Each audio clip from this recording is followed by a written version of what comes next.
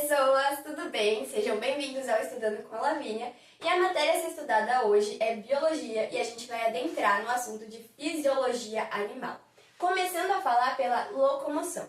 E pra gente falar de locomoção, a gente precisa falar de esqueleto e de músculos. Na parte esquelética, a gente tem o tecido ósseo e o tecido cartilaginoso. Bom, primeiramente vamos começar com o tecido cartilaginoso. Ele tem a função de sustentação, por exemplo, orelha, nariz, eles têm partes que são tecido cartilaginoso e eles servem para sustentação. Além disso, na nossa fase embrionária, a maior parte do nosso esqueleto é formado por tecido cartilaginoso e depois vai acontecendo a transformação para tecido ósseo. No tecido cartilaginoso, nós temos duas células importantes, que é as condroblastos, que são as células jovens, responsáveis por formar o tecido cartilaginoso.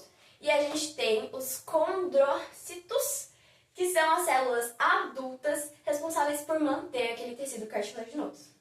No tecido ósseo, a gente tem três células. Os osteoblastos, que são células jovens que formam a matriz óssea. A gente tem os osteócitos, que são as células adultas, que ali mantêm aquela matriz. E a gente tem os osteoclastos, que são células responsáveis por reabsorver a matriz óssea. Ah, como assim? Ela vai destruir a matriz óssea? É mais ou menos isso. Os osteoclastos, eles acabam destruindo a matriz óssea para absorver aquela reserva de cálcio que tem e jogar na circulação sanguínea. Outra coisa importante para falar do tecido ósseo é que ele tem as funções de sustentação, ou seja, ele sustenta, né, isso é bem óbvio, e movimentação. Ah, Lavínia, como assim movimentação? Basicamente, os nossos músculos estão grudados, por assim dizer, nos ossos. Então, se eu estou fazendo um movimento aqui com o meu braço, é porque eu tenho um osso para ser puxado. Além disso, eles servem como proteção. Já pensou se, tipo assim, o nosso cérebro aqui, essa parte do crânio, não tivesse essa parte aqui, tipo, não fosse coberta com um osso, uma caixa encefálica? Eu não lembro o nome. Ok, mas pensa aqui é protegido porque é um órgão vital, correto? E aqui a caixa torácica também protege órgãos vitais, como o coração e o pulmão. Já pensou se aqui fosse, tipo, sem proteção nenhuma? Você já ia levar uma pancada na aula de educação física e infartou, né? Mas tá bom. E aqui a gente pode falar da hematopoiese. A hematopoiese é basicamente uma função que tem dentro da matriz óssea de produzir células pro sistema circulatório. Então, a gente vai ter eritrócitos, trombócitos e leucócitos sendo produzidos também no tecido ósseo. Vamos falar agora de tecido muscular. A gente tem os miócitos, que são as fibras, basicamente. Elas são células mais alongadas, não são aquelas células redondinhas que a gente desenha. São células bem alongadinhas em forma de fibra. E aí a gente tem três tipos de tecido muscular. A gente tem o tecido muscular liso, que é basicamente o de todos os nossos órgãos, menos o coração. Vocês já vão ver que tem um tipo especial. E essa musculatura lisa, eu não consigo controlar o movimento dela. Não é algo que eu consigo pensar e falar, tá, agora a musculatura do meu estômago, ela vai contrair ou ela vai relaxar. Eu não consigo fazer isso.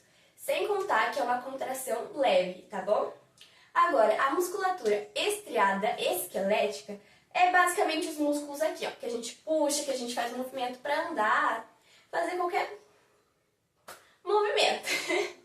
Então, essa musculatura, ela é voluntária e eu posso dar a força que eu quiser nela. Agora, a musculatura estriada cardíaca é a musculatura específica do coração. E, aliás, o coração também, ele é já um músculo, né? O miocárdio. E ele é uma contração involuntária e uma contração mais forte também.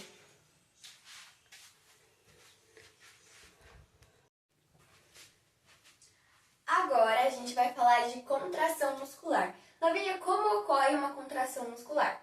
Basicamente, é quando ao encurtamento das fibras musculares. E aí, para ter esse encurtamento, a gente tem a actina, que é uma proteína no músculo, deslizando sobre a miosina, que é outra proteína.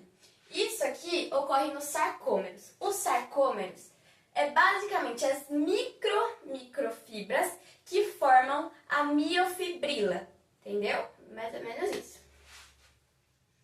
Para que haja uma contração muscular, eu preciso ter energia, ou seja, ATP, e eu preciso também ter o cálcio. Lembra que ele é jogado pelos osteoclastos na circulação?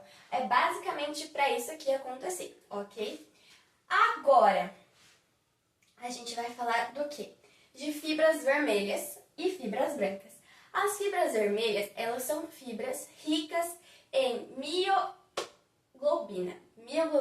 Ela é tipo uma hemoglobina, só que exclusiva dos músculos. Essa mioglobina, ela tem alta capacidade de absorção de oxigênio.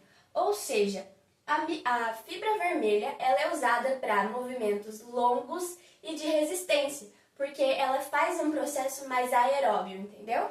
Agora, a fibra branca, ela tem pouca mioglobina, mas ela tem também a fosfocreatina, que é literalmente uma reserva de fosfato. Esse fosfato, ele vai ser responsável por fosforilizar o ATP e diminuir, então, a atividade aeróbia, sendo assim mais focado para anaeróbia.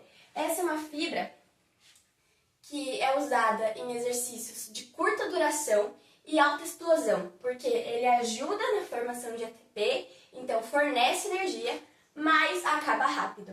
Agora, se eu forço muito isso aqui, eu posso acabar tendo câimbras.